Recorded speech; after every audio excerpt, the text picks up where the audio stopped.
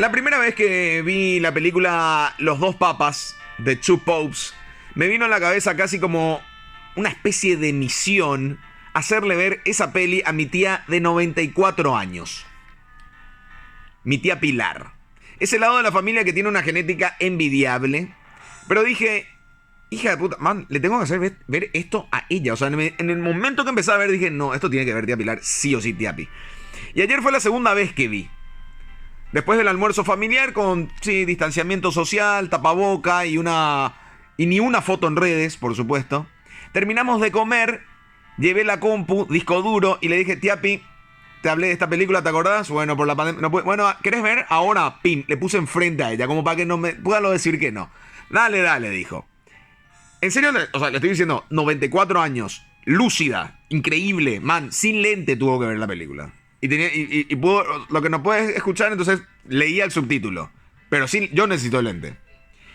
Vimos y yo pensé que le iba, qué sé yo, que le iba a poner, pero que le iba a poner y me iba a ir a otro lado, ¿verdad? De la casa, pero me enganché con ella. Al lado ahí de la compu estábamos mirando en la mesa. Y hay una frase que me encantó que le dice Bergoglio a Ratzinger, le dice, el pecado no es una mancha, es una herida. A la herida le tenés que hacer un seguimiento y tratar hasta que se cure. Con el perdón no basta. Al confundirlo con mancha, uno cree que la vas y desaparece. ¿Entendés? La vas y solucionaste, desapareció. Pero no, la herida trae su marca, trae su cicatriz. Está a la vista como para que no te olvides y a pesar de, continúes con esa nueva cicatriz que tenés. ¿Sí? A eso va la reflexión, a eso va el concepto, por lo menos esa es mi interpretación. Para mí, nunca existió el Día del Padre. Y con esto no me quiero poner en son de víctima, nunca existió. No, pero no tenía el Día del Padre como el Día del Padre. De mi memoria era hacerle una poronga de arcilla, en esa época se le hacía un cenicero, ¿verdad? Pues estaba bien visto fumar, los grandes fumaban, ¿entendés? Y yo le decía a mis tíos, fumen o no, y me pienso, qué loco, ¿verdad? Me vendría bien igual que Cata me da un tuquero de arcilla, papá. Y va, la puta sequera. Porque siempre quiere volver al Faso 1. Bueno, basta. Hablando en serio, ese era, y le preguntaba, me acuerdo a los 8 o 10 años a mi mamá, ¿por qué yo no tenía papá? Y me decía, mi hijo, yo soy tu papá y tu mamá. Yo hago los dos roles. Yo soy tu papá y tu mamá. Y la verdad que me vienen más imágenes. Y acá abro otro paréntesis. Desde que me volví papá, tuve mucha regresión a mi infancia.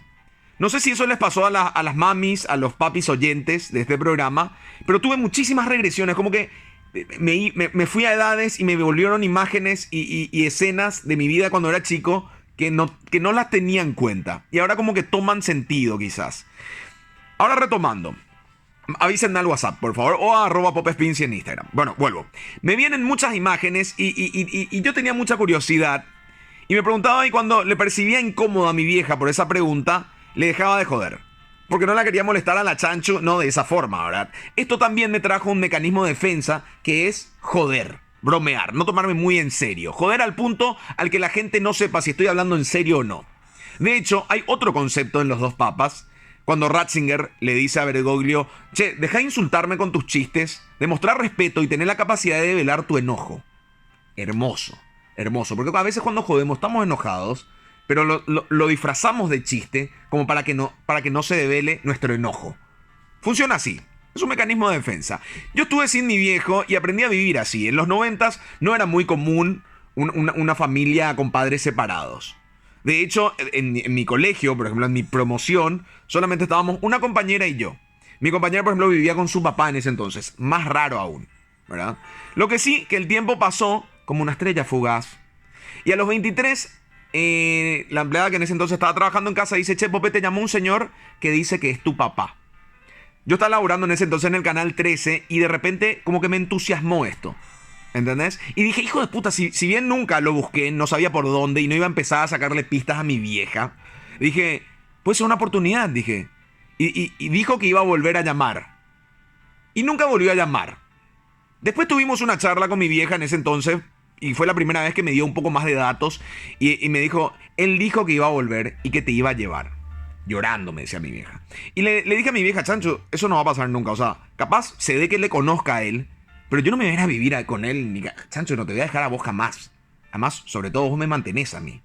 27 años tenía. Pasaron 4 años, ¿verdad? De esa carta, cuando tenía los 23, que supuestamente llamó al teléfono y llega una carta a mi casa. Una carta, boludo.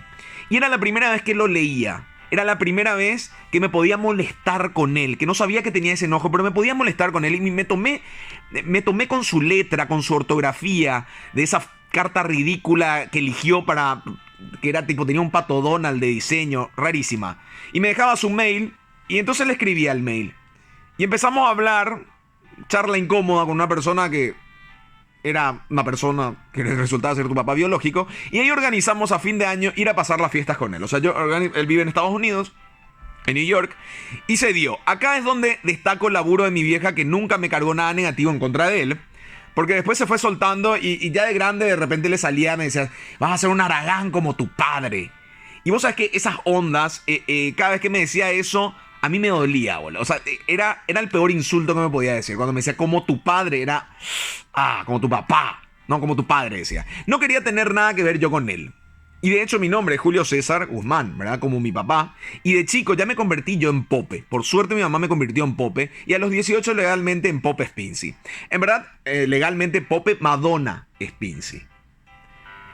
Nada, lo conocí, bla, bla, bla. Y para mí fue cerrar un capítulo. Algo que la vida me regaló. Y yo estaba listo para ese regalo. ¿Y a qué voy? Yo aprendí esto. Y con esto no voy a decir y no voy a hacer de esto una regla universal, como suele pasar, pero cada caso es distinto. Pero yo le agradezco honestamente de corazón de que mi vieja no me haya inculcado odio y resentimiento contra esta persona, que perfectamente tenía todas para inculcar el odio y resentimiento. Se tragó esa cagada y no me poluyó. Casi en lo mínimo, porque lo mínimo que se le escapó me generaba un poquitito de roncha negativa. Y cuando lo vi, yo le terminé agradeciendo a él por regalarme esta oportunidad de conocerlo. Me imagino que no debió haber sido fácil mandarte esa cagada y abrirte y luego volver a estar y luego volver dispuesto a que le perdonara o no. 27 años después, boludo. Finalmente dio la cara y para mí no fue tarde.